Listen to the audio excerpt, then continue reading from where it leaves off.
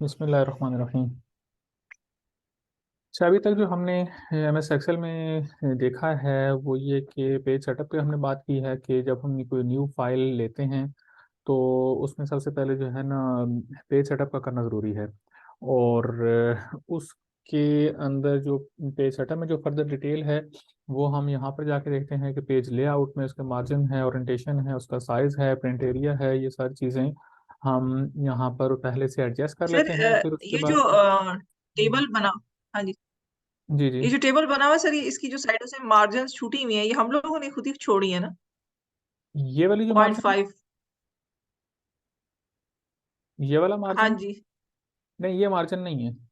ये तो एक कॉलम है, हमने एक्स्ट्रा खुद ही ऐड किया हुआ है ताकि ये जी जी इसका बिल्कुल। जो व्यू है ये सेंटर में नज़र आ जाए। ये मार्जिन नहीं है, ये एक एक्स्ट्रा सेल है। मार्जिन तो जब हम प्रिंट देंगे तो वहाँ पर हमें पता चलेगा एग्जैक्ट। और अगर हमने मार्जिन देखना है कि हमारा पेज इस टाइम अच्छा। कितने एरिए पर है, तो ये वाला जो सेल है जो कि एक्स्ट्रा है एक कॉलम, इसको हम यहाँ पे राइट क्लिक करके डिलीट कर देंगे।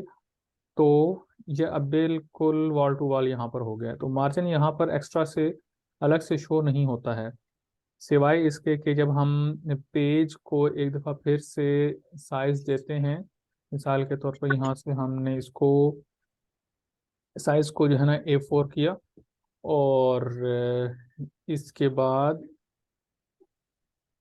यहाँ पर अभी इसकी पेज की जो डिस्ट्रीब्यूशन है वो वैसे भी शो कर देता है, लेकिन प्रिंट प्रीव्यू में जाकर भी हम देख सकते हैं। यहाँ इसको कंट्रोल P मैंने कर दिया है अभी।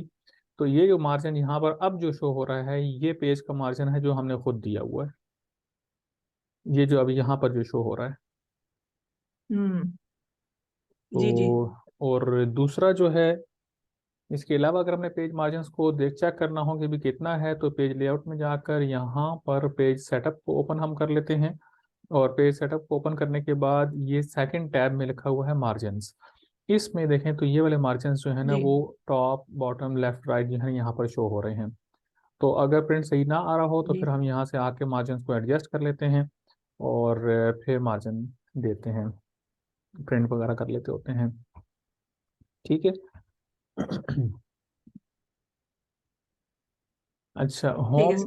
में हमने जो है ना कुछ जिन जिन चीज़ों को देखा था वो फॉन्ट स्टाइल वगैरह है, और इसके फॉन्ट को इंक्रीज और डिक्रीज करना, फिर अलाइनमेंट है, इसके बाद मार्जिन सेंटर है। ये चीज़ें हमने देखी। कंडीशनल फॉर्मेटिंग हमने देख ली थी। इसके बाद इंसर्ट में हम आए थे। इंसर्ट में हमने पिक्चर, क्लिप आर्ट, शेप्स वगैरह जो है ना इनको हमने देखा। स्क्रीनशॉट को देख लिया।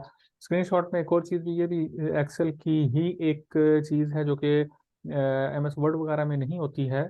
वो मिसाल के तौर पर ये है कि अगर हमने यूं करना हो कि हमने जो बनाया है इसको या तो ये ना कि हम इमेज की फॉर्म में किसी और के साथ शेयर करना चाहते हैं जो कि एडिटेबल ना हो, तो उस सूरत में हम क्या करते हैं हम्म कि या तो इसकी मोबाइल से यूं तस्वीर खींच के भेज देते हैं कि चलो ये चेक कर लो कि ये मैंने बनाई है, इसके अंदर कोई मसला मसाइल तो नहीं है।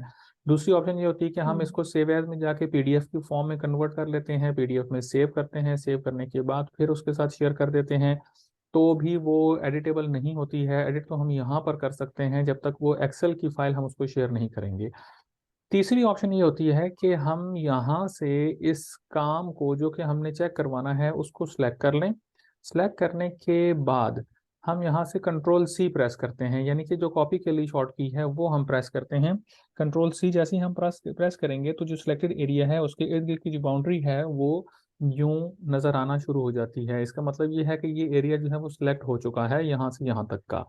तो अब मैंने कंट्रोल C चूंकि प्रेस किया हुआ है, तो अब मैं जाकर अगर व्हाट्सएप में यहाँ से अगर मैं व्हाट्सएप ओपन कर लेता हूँ और वहाँ पर जाके किसी को अगर मैं जिस तरह मैसेज हम करते हैं वहाँ पर मैसेज वाली जगह पर जो बार होती है मैसेज की जगह, वहाँ पर जाकर मैं कंट्रोल V करूँगा, अगर पेस्ट करूँगा तो इसका इमेज वहाँ पर शो हो जाएगा, इसकी तस्वीर बन के वहाँ पर आ हम्म। जाएगी।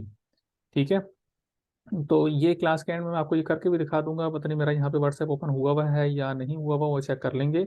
तो ये एक आसान और शॉर्ट ट्रिक होती है कि हम यहाँ से जस्ट इसको सिलेक्ट करते हैं, कंट्रोल C करते हैं और वहाँ पर जाके उसको व्हाट्सएप में सेंड कर देते हैं। तो उसके पास बिल्कुल स्ट्रेट नीट एंड क्लीन जो है ना वो एक जिस तरह हमें यहाँ पर चीज़ नज़र आ रही है तो वो एज इट इज़ उसको शेयर हो जाती है, ऐसे जैसे कि तस्वीर खींची गई हो।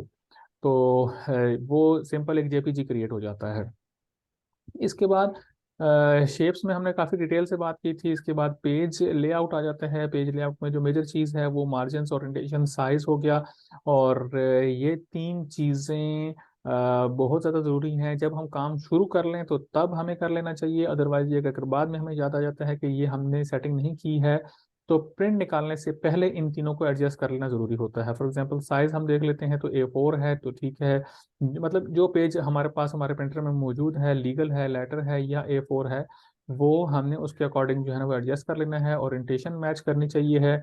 ओरिएंटेशन लैंडस्केप में हमने रखनी है या पोर्ट्रेट में है, क्योंकि एक्सेल में जिस भी तरह से काम करते जाते हैं हम, हमें वो पेज से आउट नहीं करता। लाइक अगर मैं यहाँ पर राइट साइड पर आगे जाता जाता हूँ, तो ये यूं जितना हम आगे ले जाना चाहेंगे उतने सेल्स पर ये जो कर्सर है या पॉइंटर है ये मूव करता जाता है। ठीक है, लेफ्ट टू राइट। इसी तरीके से अप एंड डाउन में भी अगर हम ले जाना चाहते हैं तो नीचे जितना मर्जी इसको लेके चले जाएं, ये नीचे काम करते हुए चला जाएगा। वर्ड वाला हिसाब नहीं है। वर्ड में तो थोड़ा से एक टाइम के बाद जैसे ही पेज एक उसका जो एरिया खत्म होता है तो आगे खुद ब खुद से जंप करके एक नए पेज पे चला जाता है। हमें आइडिया हो जाता है कि ये नया पेज है, या लेफ्ट टू राइट भी हमें पता चल जाता है। लेकिन एक्सेल में ये चीज़ें नहीं पता चलती हैं। बहुत आगे तक हम, बाज़ शीट्स ऐसी होती हैं कि वो हम आगे तक बना लेते हैं, तो उसमें फिर प्रिंट से जो है ना वो कटना शुरू हो जाता है। और इसके बाद मार्जिन्स वगैरह पे हमने बात कर ली है। ऑटोमेटिक मार्जिन जो है ना वो यहाँ से, ये जो स्टैंडर्ड हैं जो कि ऑलरेडी लगे हुए हैं, वो हम यहाँ से लगा सकते हैं। अच्छा, आज एक और चीज़ हमने जो करनी है वो ये है कि हम एक्सेल की बनाई हुई शीट को फार्मूला लगाए हुए समेत हम वर्ड में कैसे लेकर जाएंगे, और वर्ड में जाके हम उसको कैसे एडजस्ट करते हैं। क्योंकि बहुत से काम ऐसे होते हैं कि जो हमें यहाँ से वहाँ पर लेके जाने पड़ते हैं।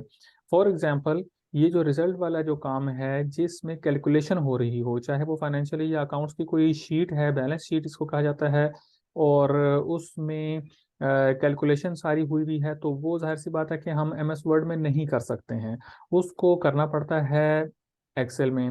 लेकिन कभी ऐसा होता है कि हमें उसकी जो फाइल है वो वर्ड में ही चाहिए होती है, वो एक्सेल में नहीं चाहिए होती है।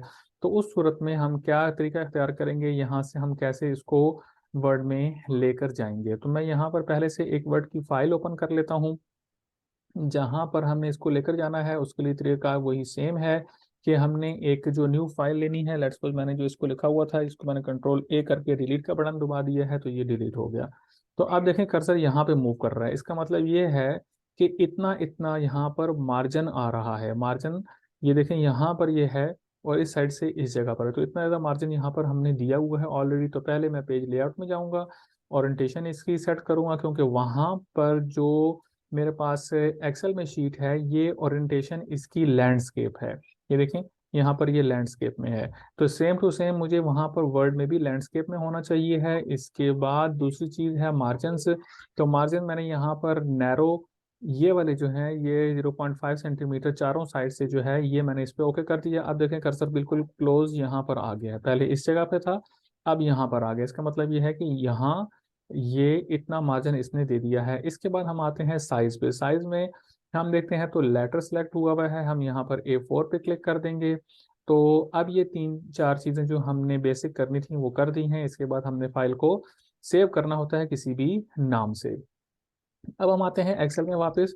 एक्सेल में वापस जब हम आते हैं तो वहाँ ले जाने के लिए बाज़ लोग ये करते हैं कि Ctrl+A प्रेस करते हैं, जिससे होता क्या है कि सारी की सारी शीट सेलेक्ट हो जाती है। एक दफ़ा Ctrl+A जब हम प्रेस करते हैं तो जो काम किया हुआ होता है वो सिलेक्ट होता है। दोबारा यहीं पर ही रहते हुए Ctrl+A दोबारा प्रेस करेंगे तो जितना भी होगा वो सब का सब सिलेक्ट हो जाएगा। अगर इस तरीके के साथ जितना यहाँ पर है सब हमने सेलेक्ट किया और Ctrl+C करके कॉपी हमने कर लिया, और जब हम वर्ड पे जाएंगे यहाँ पर Ctrl+V करेंगे तो वो ठीक नहीं आएगा, वो ख़राब सा आ जाएगा। मिसाल के तौर पर मैंने Ctrl+V प्रेस किया है, तो वो पूरी की पूरी शीट इस तरीके के साथ आ तो रही है, लेकिन हम उस तरीके से उसको एडिट नहीं कर सकेंगे। अभी तो ये शीट ही, इस पर काम ही थोड़ा हुआ हुआ था, तो इसलिए यहाँ पर सही शो कर रहा है, लेकिन ये इस तरीके के साथ हम हर दफ़ा नहीं लेकर आ सकेंगे।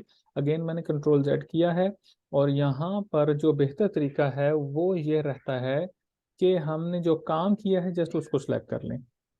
ये काम है और इसको मैं वहां पर ले जाना चाहता हूं, तो इसको भी हम यूं कॉपी करके वहां पर हम इसको ले जा सकते हैं। इस सूरत में भी ये यहाँ पर आया है। आप देखें उसमें और इसमें फ़र्क ये हुआ है कि इधर और, एक मिनट ठहर जाएंगे।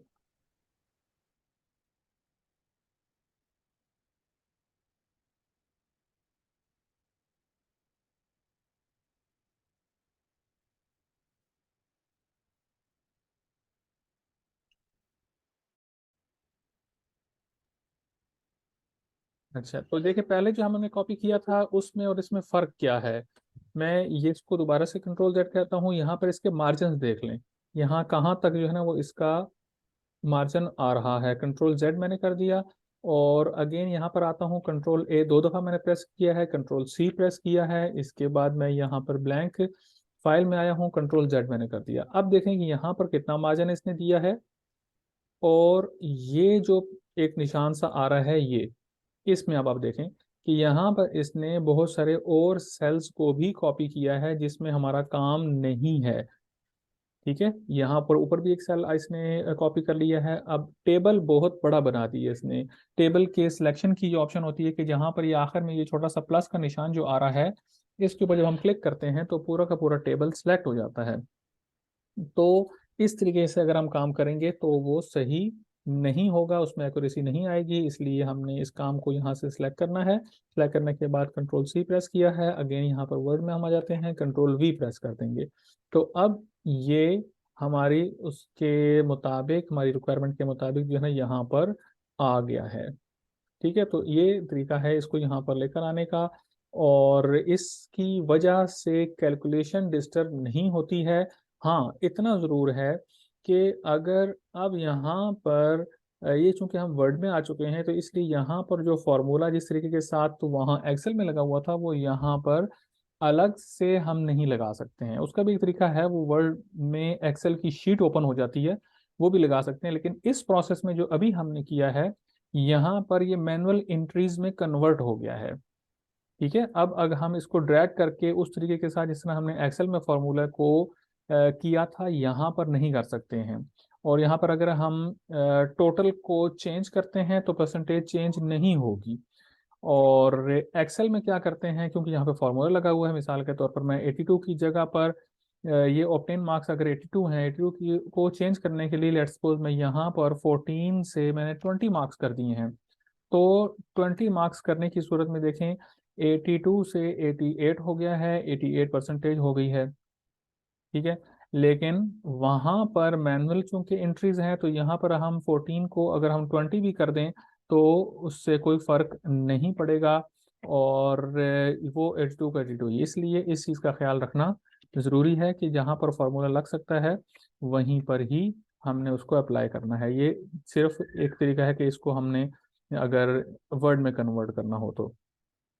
अच्छा, और इसके बाद अगला तरीका यह है कि जो कि वर्ड की फाइल है, वर्ड में बनाई हुई है, हम उसको एक्सेल में लेकर आना चाहते हैं।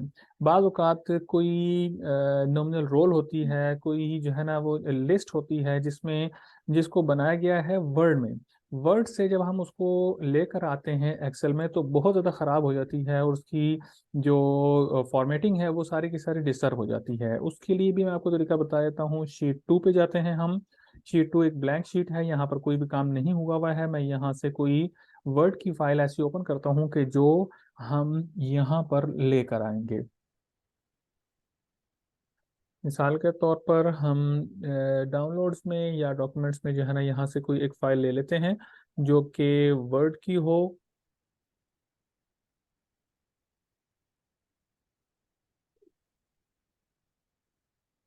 मिसाल के तौर पर ब्लॉक सिलेबस सैंपल है, या एक मिनट, डॉक्यूमेंट्स में 17th वीक प्लान। हाँ, ये वाली एक फाइल है। इसको मैं डबल क्लिक करके ओपन करता हूँ, और इसमें से जो है ना कुछ कॉपी करके जो है ना हम एक्सेल में लेकर आते हैं। अभी ये ओपन हो जाएगी, और इसमें बहुत ज़्यादा इशू आ जाता है वो ये कि जो एक्सेल में जो भी काम होता है वो सेल्स के अकॉर्डिंग होता है, और वर्ड में जो काम हो रहा होता है वो बिल्कुल नीट शीट के ऊपर हो रहा होता है। तो जब हम उसको यहाँ पर लेकर आते हैं तो हर चीज़ डिवाइड हो जाती है सेल्स के अकॉर्डिंग। तो जब सेल के अकॉर्डिंग ऑटो डिवीजन होती है तो उस सूरत में होता क्या है कि उसकी जो फॉर्मेटिंग है, वो ड्राफ्टिंग वगैरह जो होती है वो सारी की सारी ख़राब हो जाती है। अब मिसाल के तौर पर ये एक काम किया हुआ है, और इस टेबल को मैं यहाँ से सिलेक्ट करता हूँ। ये टेबल सारा का सारा सिलेक्ट हो गया है। यहाँ से इसको मैं अब कॉपी करके मैं लेकर जाना चाहता हूँ एक्सेल में। तो एक्सेल में अगर यहाँ पर मैंने इसको सेल को रखा हुआ है, देखें इससे भी बहुत फर्क पड़ जाएगा। यहाँ पर इसका क्या मतलब ये है कि यहाँ से इस जगह से कॉपी करके आगे यहाँ पे काम करे, इसलिए इसको इस जगह पर होना जरूरी है, पहली बात। ठीक है, यहाँ पर हमने इसको रख दिया, और अब मैंने कंट्रोल वी करना है। जैसे ही मैं कंट्रोल वी करता हूँ तो वहाँ से इसको ये जो इसने कॉपी किया हुआ था वो पेस्ट करता है और यहाँ एक्सेल में लेके आ जाता है। अब आप देखें कि एक्सेल में जब आया है तो इसकी फॉर्मेटिंग में और इसकी फॉर्मेटिंग में कितना ज़्यादा फर्क है। यहाँ पर बिल्कुल एक्यूरेट जो है वो दिखा रहा है कि कितना होना चाहिए है, और प्रिंट रेडी फाइल है, ये प्रिंट लेने के काबिल फाइल है। लेकिन जब हम यहाँ पर आ रहे हैं तो इसकी फॉर्मेटिंग जो है ना वो सारी की सारी खराब हो गई है, और ये इस तरह लेंथ वाइज जो है वो ज़्यादा हो गया है। ठीक है, तो अब इसकी एडजस्टमेंट कैसे होगी? इसका एक तरीका है एडजस्टमेंट का, वो ये है कि हम यहाँ पर होम में जाते हैं और ये रैप टेक्स्ट लिखा हुआ है, एक दफ़ा इसको हमें चेक करना चाहिए है, क्योंकि रैप टेक्स्ट का मतलब ये है कि ऑटोमेटिकली जो कि कम बेशी इसके अंदर होती है वो उसको एडजस्ट कर देता है। अगर उससे एडजस्टमेंट ना हो या कम हो रही हो तो फिर हम नेक्स्ट स्टेप पर जाते हैं। मिसाल के तौर पर मैं कंट्रोल जेड करता हूं, और अभी आप इसकी फॉर्मेटिंग को चेक कर लें कि किस तरीके के साथ है। अब मैंने रैप टेक्स्ट पे क्लिक करना है, ये मैंने क्लिक किया। अब देखें थोड़ी सी इसने एडजस्टमेंट कुछ बेहतर कर दी है। अगेन इसको मैं, हाँ, ये जूम आउट करके मैंने देख लिया कि अभी कितने एरिया में जा रहा है। और अच्छा, ये चीज़ याद रखें, जो पेज सेटअप हमने शीट 1 में किया है सेम टू सेम शीट 2 में भी वही पेज सेटअप रहेगा। ठीक है, शीट 1 का शीट 2 का पेज सेटअप अलग अलग से नहीं होता है। पेज का जो सिस्टम है वो शीट्स में सेम रहता है।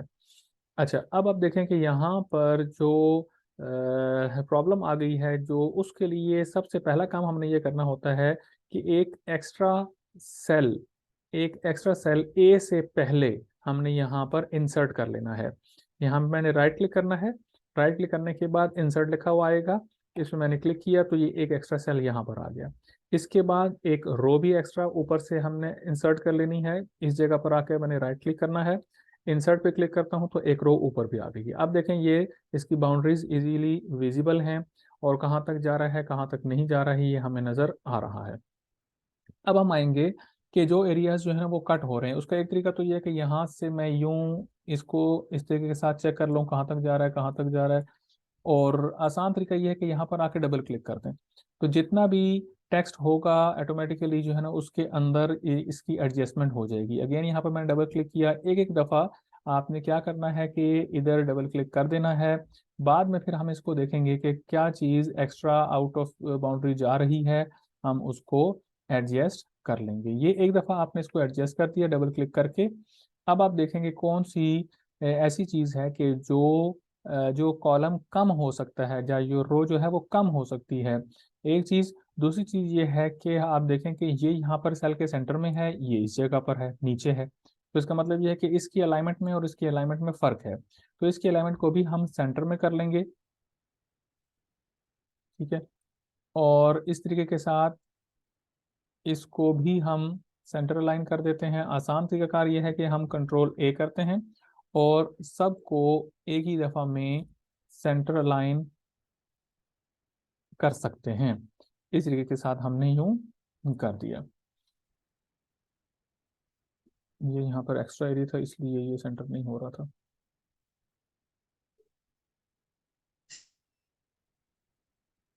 तो जी इंसर्ट रो जी जी।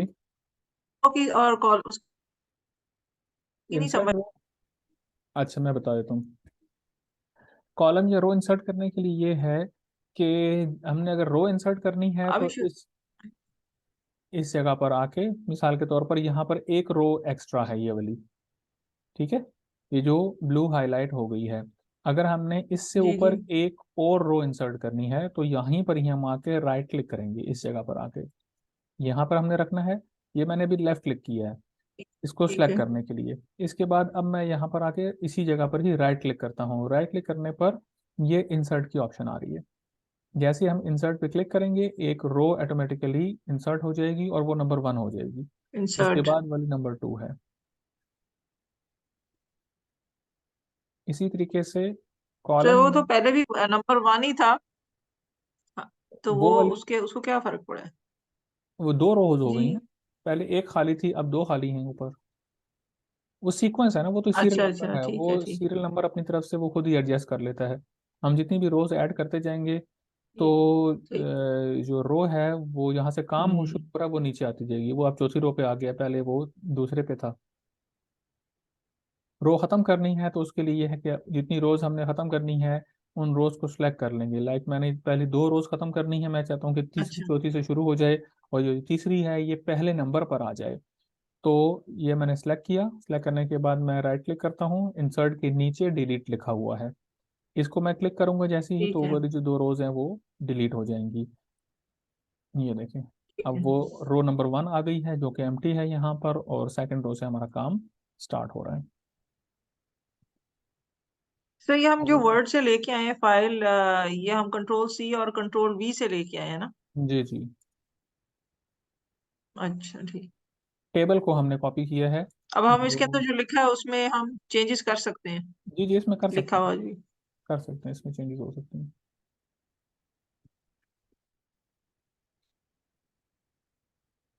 अच्छा, अब देखें यहाँ पर ठीक। मैं डबल क्लिक करता हूँ तो ये वाली जो फाइल है ये देखें, ये आउट हो रही है सेल से, ये राइटिंग इसकी आउट हो रही है। तो इसको मैं अगर एडजस्ट करने के लिए यहाँ पर अगर मैं डबल क्लिक करता हूँ तो ये बहुत इंक्रीज हो गया है ये वाला। ये कॉलम देखें कितना बड़ा हो गया है। तो इसकी बहुत सी वजह हो सकती हैं। एक तो ये है कि यहाँ पर एक्स्ट्रा राइटिंग हमने की हुई है। अगेन कंट्रोल कंट्रोल जो है ना जेड मैंने कर दिया है। और वर्ड में अगर स्पेसिंग बहुत ज़्यादा दी हुई है किसी, यहाँ पर देखें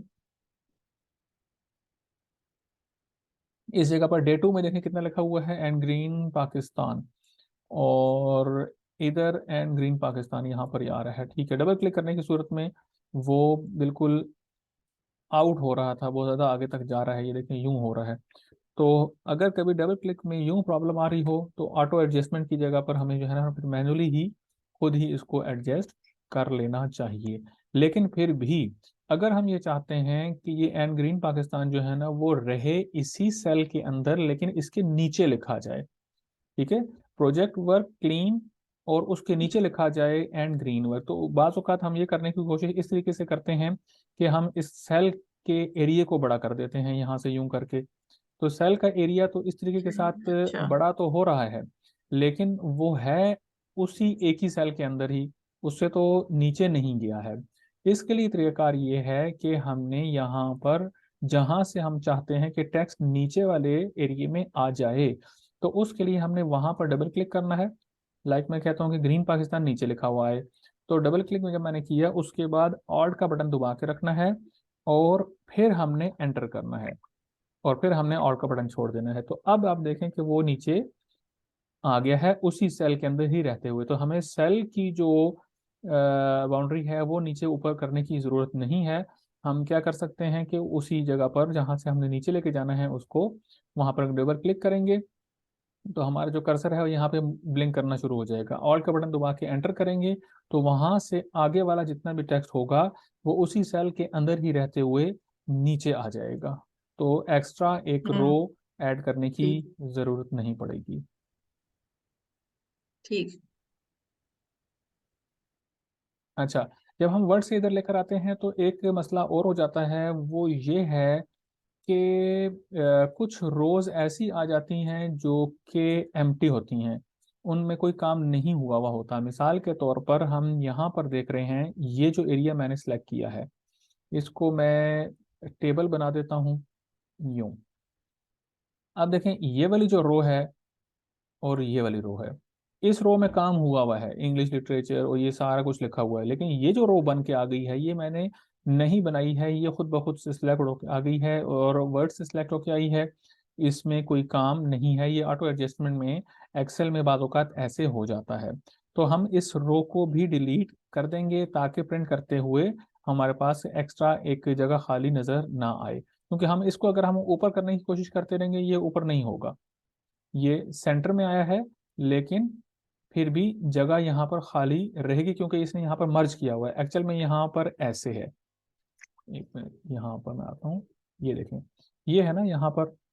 तो अब देखें ये एक अलग रो है, ये एक अलग रो है, ठीक है। अगर तो इसको मर्ज कर दें हम तो फिर तो ये एक रो बन जाएगी। इन एक्चुअल यहाँ पर रो नंबर 11 और 10 11 यहाँ पर दो रोज हैं, तो कहीं पर मर्ज है कहीं पे मर्ज नहीं है। यहाँ पर मर्ज है, इधर मर्ज है, इधर मर्ज हुआ है, इधर मर्ज नहीं है। ये ऊपर रो अलग है, नीचे अलग है, ठीक है। यहाँ पर भी मर्ज हुई हुई है। तो अगर तो सब में मर्ज है फिर तो ठीक है, आप इसके लिहाज से जो है ना एडजस्टमेंट आप कर लें। लेकिन अगर एक्स्ट्रा रो को आपने डिलीट करना है तो भी ऑप्शन है कि आप यहाँ से इसको डिलीट कर सकते हैं। यहाँ पर करने का तरीका क्या है कि इस पर आपने राइट क्लिक यहाँ पर आगे करना है, डिलीट आप कर देंगे तो वो रो डिलीट हो जाएगी। लेकिन ये ख्याल रखना है कि अगर आपका टेक्स्ट डिलीट हो रहा है तो उसकी एडजस्टमेंट पहले से आपने कर लेनी है, ठीक है। तो ये प्रिंट क्या एरिया सेव करने के लिए इस तरह का काम किया जा सकता है। अच्छा जी, अच्छा इसके बाद देखें टेक्स्ट की जो राइटिंग है यहाँ पर हुई भी है वर्टिकली, और ये वाली जो राइटिंग है सारी ये हॉरिजॉन्टल है। तो टेक्स्ट राइटिंग का भी मैंने शायद आपको बताया है, ये पता नहीं नहीं बताया है, लेकिन हम अभी इसको देख लेते हैं। वो शायद एडोब में हमने काम किया था, लेकिन टेक्स्ट डायरेक्शन जो है ना हम यहाँ पर चेंज कर सकते हैं। टेक्स्ट डायरेक्शन के लिए तरीकाकार ये है कि जिस ये वाली है इसको मैंने वापस अगर इस तरह लैंडस्केप में लिखना है जिस तरीके के साथ यूं हॉरिजॉन्टली ये लिखा हुआ है, तो मैं इस पर राइट क्लिक करूंगा। राइट क्लिक करने पर हमें यहाँ पर मिल जाएगा, ये देखें सॉर्ट है, ए टू जेड, जेड टू ए, और एक मिनट टाइम आ गई यहाँ पर, टेक्स्ट डायरेक्शन यहाँ पर आती है, ये लिखा हुआ है ओरिएंटेशन, और इसको मैं यहाँ पर इसको क्लिक कर देता हूँ। अभी एक विंडो ओपन हो जाएगी, एक मिनट।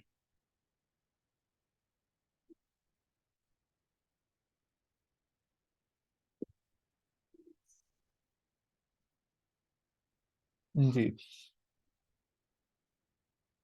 अच्छा देखिए ये मैंने ओपन किया है, ये टेक्स्ट की डायरेक्शन के लिए होता है, और किसी भी डायरेक्शन में हम इसको रखना चाहते हैं तो वो रखा जाएगा। एंगल के हिसाब से भी हम उसको बता सकते हैं और यहाँ से भी हम रख सकते हैं। लाइक मैंने अगर इस एंगल में रखना है यूं 45 डिग्री में, तो अगर इसको मैं ओके कर देता हूँ तो चूंकि इस ये वाला जो सेल है ये सिलेक्ट हुआ हुआ था बेसिकली, तो इसलिए इसने इसको यूं ऐसे कर दिया है।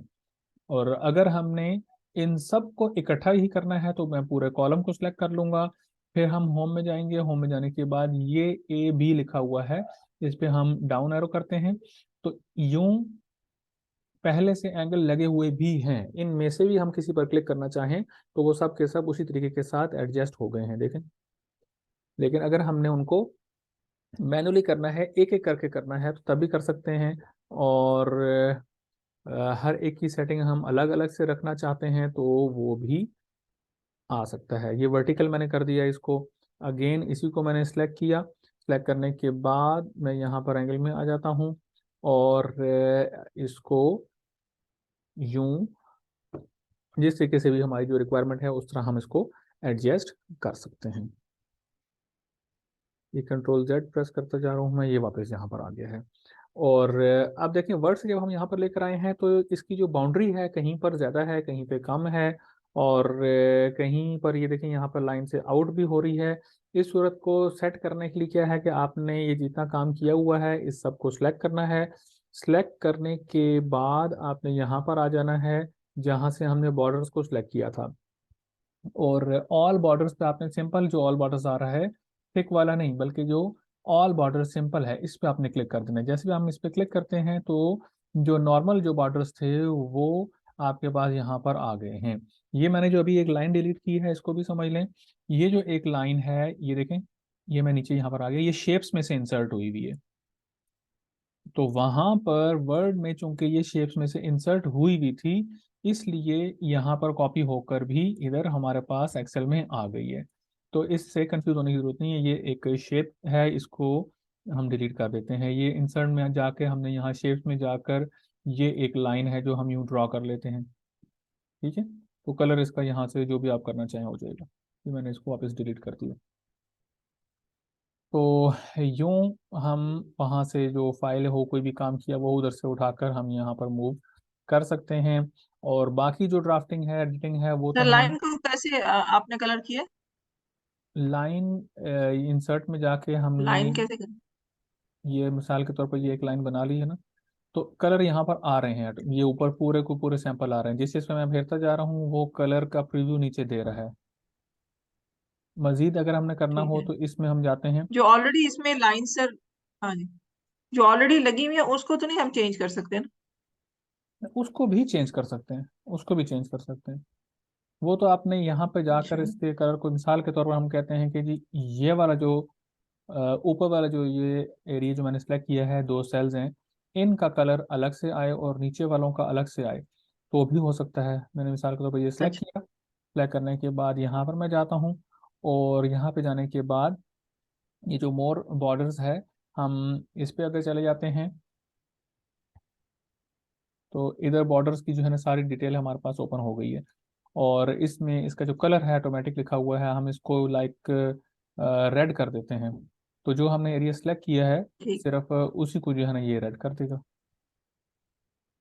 ठीक। ठीक है ना, तो ये होता इसी तरीके के साथ ही है। और एक और तरीका भी है कि लाइन कलर आप कर लें यहीं पर ही आके। ये आ रहा है लाइन कलर, लाइन कलर आपने जो है ना इसको रेड कर दिया, तो ये पेंसिल सी बन जाएगी। इस एरिया को आपने यूं अच्छा। ये रेड कर दिया। ठीक है, फिर दोबारा यहाँ पर आप जाएं, सही। लाइन कलर में लाइक ये कलर है, हम्म। तो फिर पेंसिल बन के आ गई है। अब नीचे वाला जो है ना वो पूरा का पूरा ये डिफरेंट कलर के साथ आ जाएगा। इसको खत्म करना है तो स्केप का बटन दबा दें, कलर नहीं खत्म होगा, पेंसिल जो बनी आ रही है वो खत्म करने के लिए। तो आप देखें ये कलर इसका डिफरेंट है। ठीक है, तो ये आज की क्लास में इतना ही हम कर सकते हैं। टाइम पीछे 3-4 मिनट रह गए हैं। मजीद आपने कोई सवाल वगैरह इस अभी तक का जो हमने काम किया है इससे रिलेटेड कुछ पूछना है तो आप पूछ लें। नहीं सर।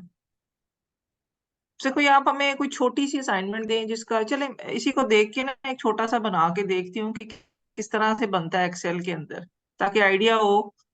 क्योंकि जब तक खुद नहीं ना करेंगे लिखेंगे तब तक नहीं पता चलना। क्योंकि सही बीच में जब सही। टाइपिंग करते हैं ना काफी मिस्टेक्स होती हैं। हम्म। सर ये इसका जो टेक्स्ट है वो सिर्फ कीबोर्ड से लिखना है ना, और तो कहीं टेक्स्ट जैसे वो फोटोशॉप में होता है वो तो नहीं प्रेस करना होता? नहीं नहीं, इसमें सिंपल टाइपिंग है जो कीबोर्ड से होती है।